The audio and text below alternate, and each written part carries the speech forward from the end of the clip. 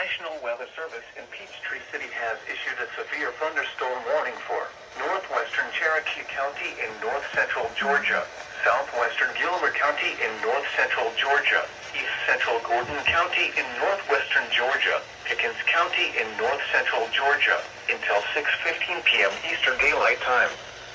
At 5:24 p.m. Eastern Daylight Time, a severe thunderstorm was located over Hinton, Oregon, 11 miles west of Jasper, moving east at 35 miles per hour. Hazard, 60 miles per hour with gusts and dime-size hail. Source, radar indicated. Impact, expects damage to roofs, siding, and trees. Locations impacted include Canton, Jasper, Ball Ground, Nelson, Waleska, Talking Rock, Sequoia Lake, Lake Arrowhead, Talama, Blaine, Lake Tamarack, Talamage, Oakman, Tate, Hinton, and Round Top.